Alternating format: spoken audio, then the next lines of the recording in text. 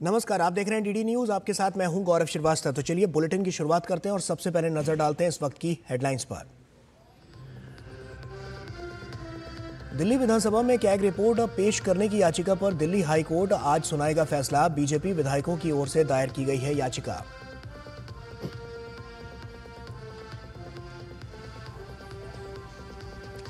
दिल्ली के चुनावी दंगल में आज फिर उतरेंगे योगी आदित्यनाथ। जेपी नड्डा, अनुराग ठाकुर समेत आप और कांग्रेस के स्टार प्रचारक भी ठोकेंगे ताल।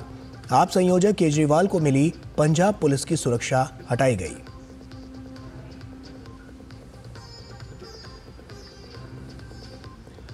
भारत दौरे पर पहुंचे इंडोनेशिया के राष्ट्रपति प्रबोवो सुबियांतो।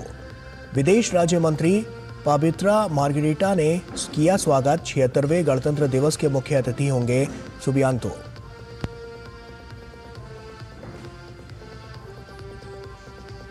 अमेरिका में ट्रंप प्रशासन के जन्म आधारित नागरिकता रोकने वाले आदेश को कोर्ट ने बताया स्पष्ट रूप से असंवैधानिक।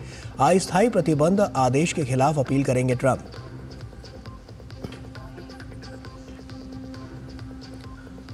और नोवाक जोकोविच आज खेलेंगे ऑस्ट्रेलियन ओपन में सेमीफाइनल। वहीं महिला एकल में मैडिसन कीज और अरीना साबालेंका ने बनाई फाइनल में जगह।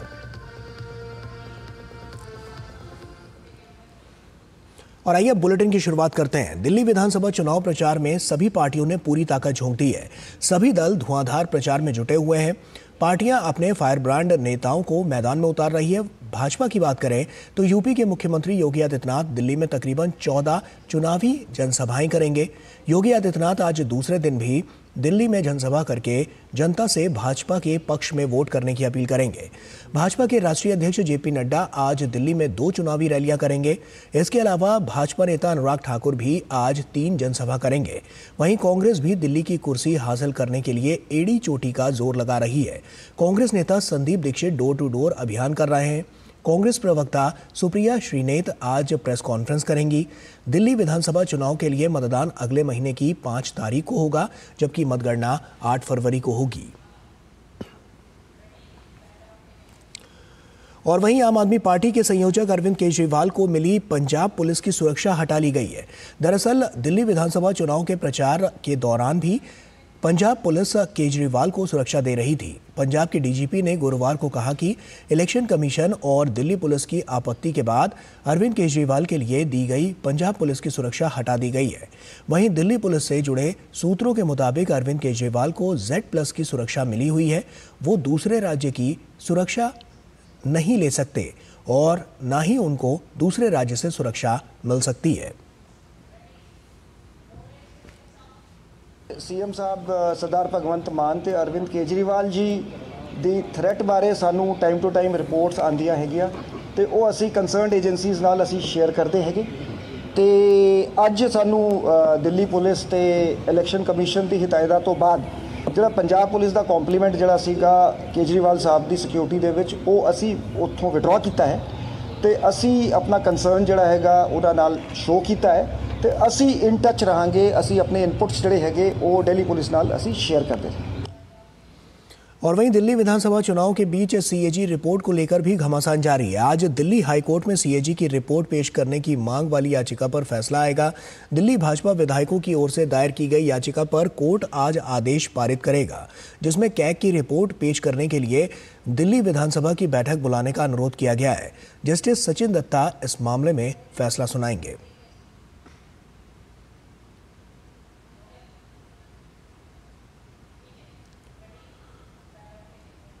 और वहीं जननायक कर्पूरी ठाकुर की आज जयंती है। पिछले साल भारत के राष्ट्रपति ने समाजवादी नेता और बिहार के पूर्व मुख्यमंत्री कर्पूरी ठाकुर को मरणोपरांत भारत रत्न से सम्मानित करने का फैसला लिया था। पूर्व मुख्यमंत्री कर्पूरी ठाकुर की जन्मशती के उपलक्ष्य में बिहार में 3 दिवसीय समारोह आयोजित किया गया। आखिर कौन थे कर्पूरी ठाकुर और क्या है देश के लिए उनका योगदान, आइए जानते हैं इस खास रिपोर्ट के जरिए। कर्पूरी ठाकुर, जिन्हें जननायक कहा जाता है, एक प्रमुख भारतीय राजनीतिज्ञ थे जिन्होंने वर्ष 1970-71 और 1977-79 तक 2 बार बिहार के मुख्यमंत्री के रूप में काम किया। उनका प्रारंभिक राजनीतिक जीवन 1942 से 1967 तक रहा। वो एक स्वतंत्रता सेनानी और कट्टर समाजवादी थे जिन्होंने जयप्रकाश नारायण, डॉक्टर राम मनोहर लोहिया और रामनंदन मिश्रा जैसे दिग्गजों के मार्गदर्शन में काम किया। वर्ष 1952 में उन्होंने सक्रिय राजनीति में प्रवेश किया, विधानसभा चुनाव जीता और वर्ष 1985 तक विधायक रहे। उनके मुख्यमंत्री कार्यकाल और नीतियों के बारे में बात की जाए तो वर्ष 1977 में उनके मुख्यमंत्री काल के दौरान मुंगेरी लाल आयोग ने पिछड़े वर्ग को अत्यंत पिछड़ा वर्ग और पिछड़ा वर्ग में पुनर्वर्गीकृत करने की सिफारिश की। वर्ष 1978 में उन्होंने एक अभूतपूर्व आरक्षण मॉडल पेश किया जिसमें ओबीसी, ईबीसी महिलाओं और उच्च जातियों के बीच आर्थिक रूप से पिछड़े वर्गों के लिए विशिष्ट कोटा के साथ 26% आरक्षण आवंटित किया गया। इस पुनर्वर्गीकरण को मंडल आयोग की रिपोर्ट के प्रभाव के तौर पर देखा गया, जिसमें अन्य पिछड़ा वर्ग के लिए 27% आरक्षण का समर्थन किया गया। उनके कार्यकाल के दौरान कुछ अन्य महत्वपूर्ण फैसले लिए गए, जैसे हिंदी और उर्दू को आधिकारिक भाषा के रूप में बढ़ावा देना, मुफ्त स्कूली शिक्षा का अधिकार और पंचायती राज को मजबूत करने सहित व्यापक नीतियां लागू करना शामिल हैं। उनका पूरा जीवन समाज के लिए समर्पित रहा, जिसके लिए मोदी सरकार ने उन्हें 2024 में भारत रत्न से सम्मानित किया। देश उनकी जन्मशती के मौके पर ऐसे समाज सुधारक राजनीतिज्ञ के प्रति श्रद्धांजलि अर्पित करता है। Bureau report, DD news. और वहीं केंद्र सरकार द्वारा हाल ही में केंद्रीय कर्मचारियों के महंगाई भत्ते को 53% तक बढ़ा दिया गया है, जिसके बाद अब मध्य प्रदेश के सरकारी कर्मचारियों को भी ग्रेच्युटी सीमा में बढ़ोतरी की उम्मीद है। देखिए खास रिपोर्ट।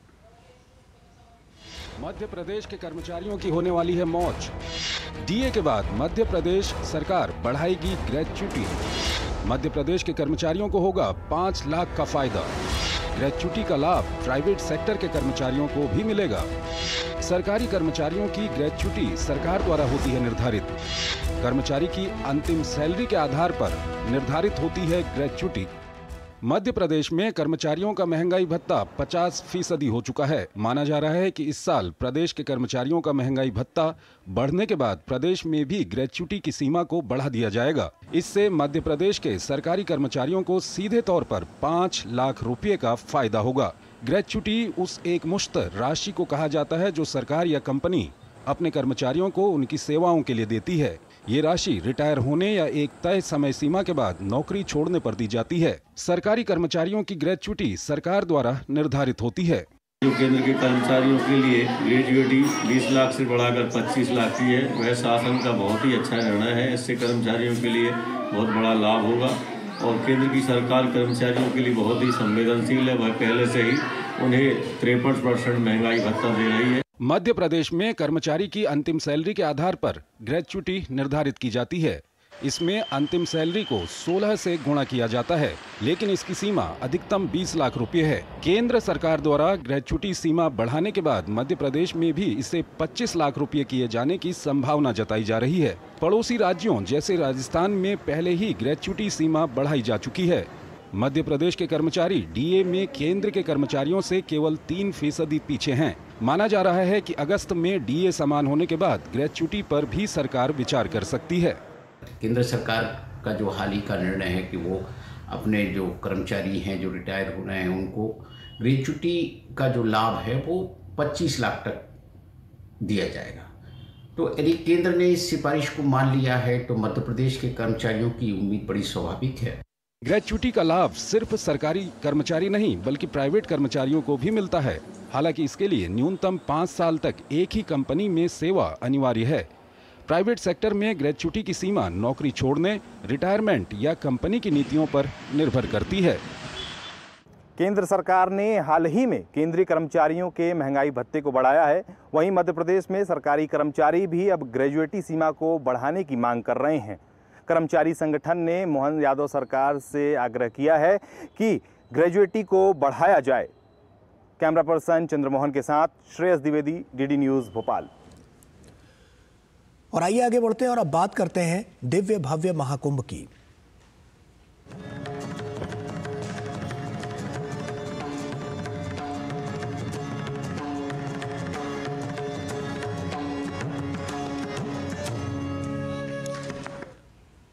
प्रयागराज महाकुंभ में भारत ही नहीं बल्कि पूरी दुनिया से लोग आ रहे हैं, ये देखने की कैसे महाकुंभ का ये पर्व एकता समरसता ही नहीं बल्कि विश्व बंधुत्व को भी बढ़ावा दे रहा है।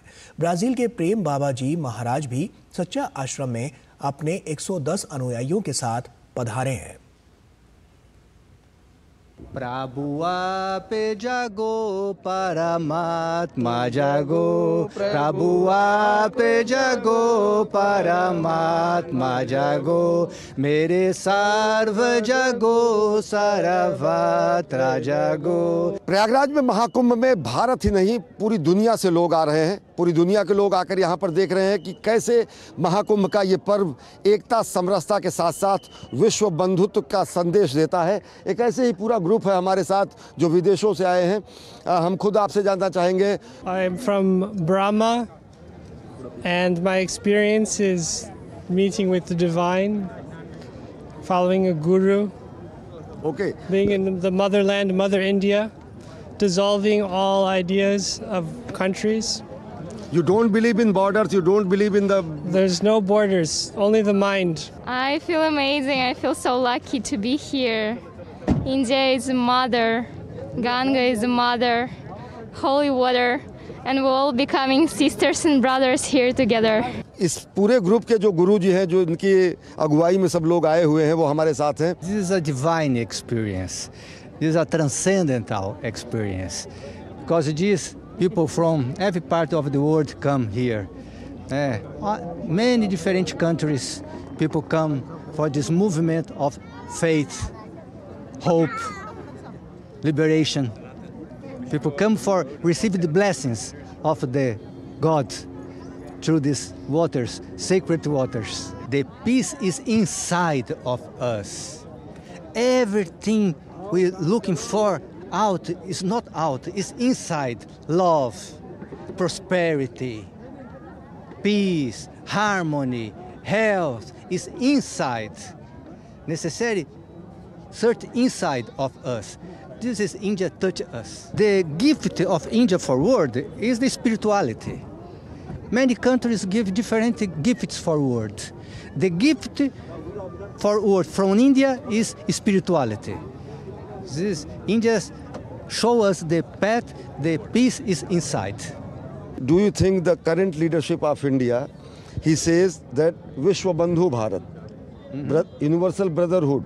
Yes. So India can play a vital role in diplomacy, in world politics, and to maintain the peace, calm and harmony in the world. Yes, this is very, very important role of India in this moment, because in this moment is for union, the family, universal family. This moment for put everybody together, they create union, and India has a very important role in these scenarios. तो आप देखते हैं कि Brazil से आया हुआ ये पूरा समूह देशों के भौगोलिक बंटवारे में विश्वास नहीं करता है, व्यक्तियों के धर्म के बंटवारे में विश्वास नहीं करता है, और ये मानना है कि भारत ही पूरी दुनिया को एक आध्यात्मिक शक्ति के रूप में, शांतिपूर्ण सहअस्तित्व के संवाहकर्ता के रूप में और साथ ही साथ मानवता के पोषक के रूप में अग्रदूत बनने का काम कर सकता है। कैमरा पर्सन रमाकांत के साथ अश्विनी कुमार मिश्र, डीडी न्यूज़, महाकुंभ नगर, प्रयागराज। और प्रयागराज महाकुंभ में खादी ग्रामोद्योग की मंडलीय प्रदर्शनी श्रद्धालुओं और आगंतुकों के लिए आकर्षण का केंद्र बन गया है। प्रदर्शनी में 20 से अधिक राज्यों के कुल 152 स्टॉल लगाए गए हैं, जिसमें वोकल फॉर लोकल की पहल को बढ़ावा देने वाले और ग्रामीण अर्थतंत्र में इनोवेशन को समाहित किया गया है। महाकुंभ नगर में खादी ग्रामोद्योग का मंडल स्तरीय प्रदर्शनी स्थल लोगों के आकर्षण का केंद्र बना हुआ है। आइए आपको दिखाते हैं कि कैसे देश भर के खादी ग्रामोद्योग से जुड़े हुए लोग न केवल ग्रामीण अर्थव्यवस्था को मजबूत कर रहे हैं बल्कि आत्मनिर्भर भारत की तरफ सशक्त कदम भी बढ़ा रहे हैं। महाकुंभ में समूचा विश्व प्रयागराज में सिमटा है तो परेड ग्राउंड के खादी ग्रामोद्योग के मंडली प्रदर्शनी में समूचा भारत सिमटा है। प्रदर्शनी में 20 से अधिक राज्यों के कुल 152 स्टॉल हैं, जिनमें 98 स्टॉल खादी उत्पादों और 54 स्टॉल ग्रामोद्योग उत्पादों के हैं। प्रदर्शनी वोकल फॉर लोकल पहल को बढ़ावा देने वाली है और ग्रामीण अर्थतंत्र में नवाचार को समाहित करने का एक विशिष्ट उदाहरण है। अधिकांश युवा उद्यमी हैं और कुछ ऐसे भी जो संयुक्त राष्ट्र संघ जैसी प्रतिष्ठित संस्थाओं के अनुभवों का प्रयोग अब ग्रामोद्योग के लिए कर रहे हैं। मैं यूनाइटेड नेशंस में 22 साल रहा हूं और बहुत सारे प्रोजेक्ट्स मैंने देखे थे ऑल ओवर द वर्ल्ड, कैसे यूएन काम कर रहा है अलग अलग जगहों पर। तो जब मैं 22 साल के बाद अर्ली रिटायरमेंट लेके मैं आ गया और अपने क्षेत्र में देवरिया जिले में मैंने सोचा कि मैं इस तरह के कई कार्यक्रम कर सकता हूँ। महात्मा गांधी के नेतृत्व में खादी आत्मनिर्भरता और स्वदेशी का प्रतीक बनी तो अब प्रधानमंत्री नरेंद्र मोदी के नेतृत्व में खादी ग्रामोद्योग आत्मनिर्भर भारत की पहचान बन रही है। ऐसे में जब लोगों का रुझान अब खादी और ऑर्गेनिक उत्पादों की ओर बढ़ा है तो तेजी से ग्रामोद्योग इकाइयों का प्रसार बढ़ा है। एक नए प्रयोग के तहत किसी एक शहर में उत्पादन इकाई की स्थापना न कर गांवों में महिलाओं के नेतृत्व में उत्पादन केंद्रों को बनाकर महिला सशक्तिकरण की एक नई परिपाटी शुरू की गई है। मैंने करीब 12 गांवों में अपनी मैन्युफैक्चरिंग यूनिट्स लगाई, गांव में लोगों के घरों के अंदर, जहां उस गांव की महिलाएं काम करती हैं और जो उनकी इनहेरेंट स्किल्स हैं एग्रो प्रोसेसिंग की वो ऑलरेडी हैं। अचार, मसाले, ये सारी चीज़ें वो सदियों से बनाते आई हैं। धर्म ही नहीं, ग्रामीण अर्थव्यवस्था में गायों के महत्वपूर्ण योगदान को फिर से स्थापित करने के लिए गौवंश के संरक्षण का काम लोगों को नई प्रेरणा दे रहा है। पशुओं की समस्या है, जो बछड़ों की समस्या है, जो लोग छोड़ देते हैं, तो मैंने इसके तहत गांव वाले जो भी ब्रीडिंग प्रोग्राम में आते हैं उनको मैंने ये कहा कि आप लोग अगर बछड़ी होती है तो आप लोग रख लें, बछड़ा होता है तो मैं उसको अडॉप्ट करूँगा। तो ये भी बहुत ही सक्सेसफुल रहा। गांव वाले बिना किसी अपराध बोध के बछड़ों को ले आके यहाँ जमा कर देते हैं। गत 10 वर्षों में प्रधानमंत्री नरेंद्र मोदी के नेतृत्व में खादी क्रांति ने भारत की ग्रामीण अर्थव्यवस्था को मजबूत करने में महत्वपूर्ण भूमिका निभाई है। Khadi for nation, khadi for fashion, khadi for transformation के आह्वान के बाद खादी ग्रामोद्योग को नई ऊंचाई मिली है, जिसकी झलक इस प्रदर्शनी में दिखती है। खादी वस्त्र ही नहीं, विचार है और प्रधानमंत्री नरेंद्र मोदी के आह्वान के बाद अब ये हमारे संस्कार में है। युवा उद्यमी खादी में नवाचार को समाहित करके न केवल ग्रामीण अर्थव्यवस्था को गति दे रहे हैं, खुद आत्मनिर्भर बन रहे हैं, बल्कि आत्मनिर्भर भारत की तरफ बढ़ते भारत के कदम को भी मजबूत कर रहे हैं। कैमरा पर्सन रमाकांत के साथ अश्विनी कुमार मिश्र, डीडी न्यूज, महाकुंभ नगर, प्रयागराज। और वहीं महाकुंभ में विभिन्न शिविरों के माध्यम से भारत की समृद्ध सांस्कृतिक विरासत को प्रदर्शित किया जा रहा है। ऐसा ही एक शिविर स्वामीनारायण संस्था का है, जिसका उद्देश्य भारतीय और वैश्विक भक्तों में भारत के सांस्कृतिक मूल्यों और लोकाचार को बढ़ावा देना है, जिससे ड्रग मुक्त भारत का सामाजिक संदेश दिया जा सके।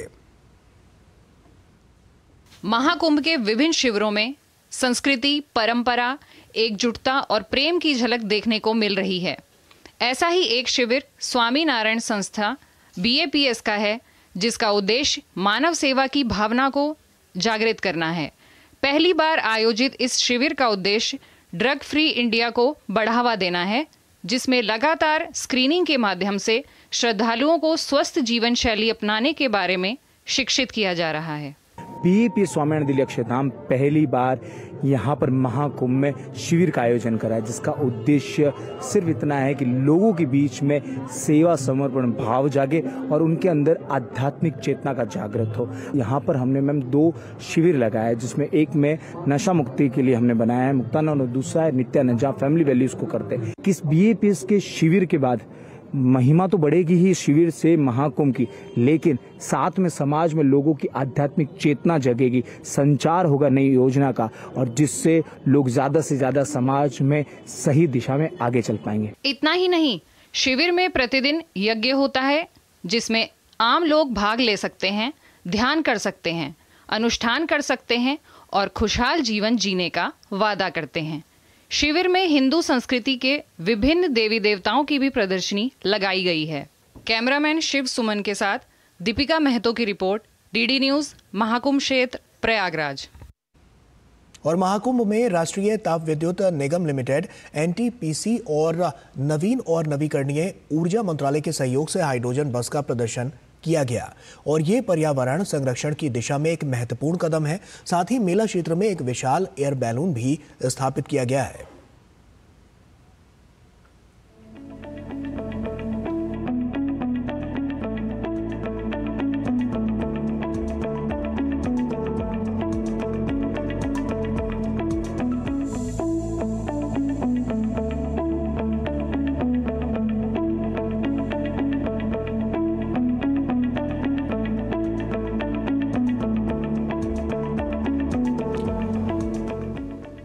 और वहीं इंडोनेशिया के राष्ट्रपति प्रबोवो सुबियांतो अपनी पहली भारत यात्रा पर गुरुवार रात नई दिल्ली पहुंच गए हैं।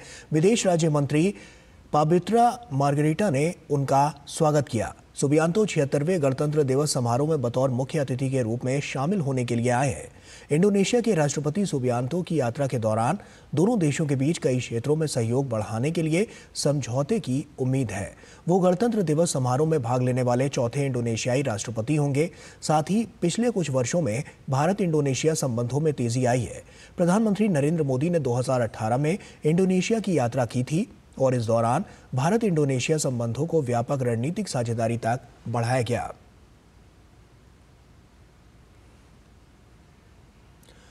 अमेरिका की फेडरल कोर्ट ने राष्ट्रपति डोनाल्ड ट्रंप द्वारा जन्मजात नागरिकता को खत्म करने के लिए जारी किए गए आदेश पर 14 दिन की अस्थायी रोक लगा दी है। साथ ही इसे स्पष्ट रूप से असंवैधानिक करार दिया है और नीति को लागू होने से रोकने के लिए एक अस्थायी प्रतिबंध के आदेश भी जारी किए गए हैं।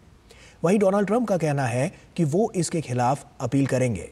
ट्रंप के इस फैसले के बाद 22 राज्यों के अटॉर्नी जनरल ने 2 फेडरल डिस्ट्रिक्ट कोर्ट में मुकदमा दायर कर आदेश को रद्द करने के लिए कहा था। मेहनत कभी किसी पहचान की मोहताज नहीं होती। दिल्ली में हुए खो-खो वर्ल्ड कप में भारतीय महिला टीम ने इस बात को प्रमाणित भी किया है। एक सब्जी बेचने वाले रिक्शा चालक और बिहार के भागलपुर की बेटी मोनिका के नेतृत्व में भारतीय महिला टीम फाइनल मैच खेलकर विश्व विजेता बनी है। रिक्शा चलाकर पिता ने बेटी को बना दिया चैंपियन। खो-खो वर्ल्ड कप में बिहार की मोनिका का जलवा।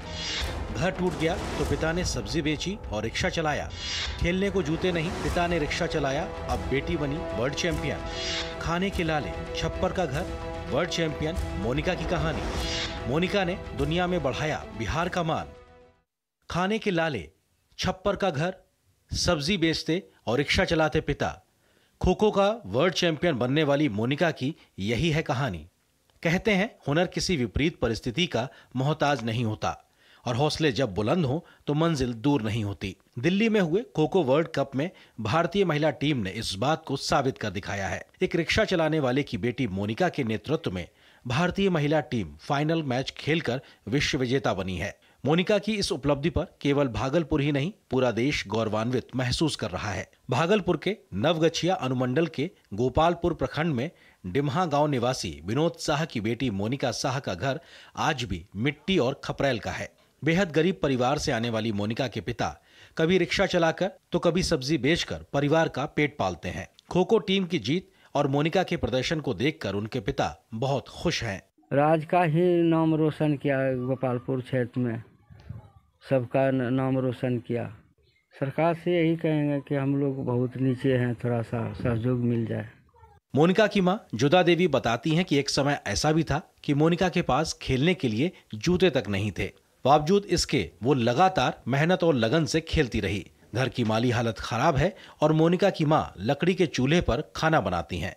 बहुत अच्छा भी लगता है, मेरे मन में खुशी भी है। मेरे बच्चा इतना मेहनत करा, दिन रात उसी लगे में ध्यान में लगी है कि जब मैं भगवान के नाम से गांव का नाम रोशन करूं, अपने पैर पर खड़ा हूं कि देश हमारे लिए, देश हमारे पर खड़ा, हम उससे पर खड़ा हो जाऊं। गौरतलब है कि खो-खो वर्ल्ड कप का फाइनल मैच 19 जनवरी की रात दिल्ली में खेला गया था। चैंपियनशिप में भारत की टीम ने प्रतिद्वंदी नेपाल की टीम को हराकर जीत हासिल की। इस टीम में मोनिका ने शुरू से लीड दिलाई और आखिर में विजय हासिल की। मोनिका ने इस मैच में 6 अंक हासिल किए। बिहार में बेटी पढ़ाओ बेटी बचाओ के साथ में बेटियों को खेलने के अवसर को लेकर के भी अभियान चलाया जा रहा है। इसके साथ ही मेडल लाओ नौकरी पाओ अभियान भी चलाया जा रहा है, जिससे खिलाड़ियों में बड़ा प्रोत्साहन मिला है। इसी का असर है कि बिहार की बेटियां विश्व स्तर पर अब प्रदर्शन कर रही हैं। डीडी न्यूज़ के लिए पटना से मधुरेश नारायण। और सर्बिया के दिग्गज टेनिस खिलाड़ी नोवाक जोकोविच आज ऑस्ट्रेलियन ओपन के सेमीफाइनल में कोर्ट पर उतरेंगे। अंतिम 4 में जोकोविच का सामना जर्मनी के एलेक्जेंडर ज़वेरेव से होगा।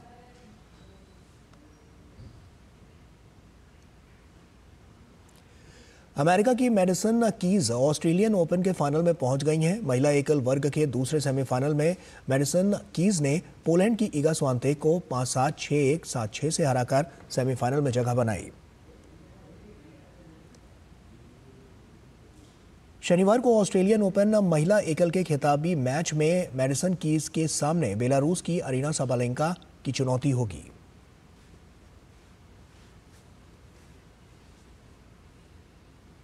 और इसी के साथ फिलहाल इतना ही। दीजिए इजाजत, नमस्कार।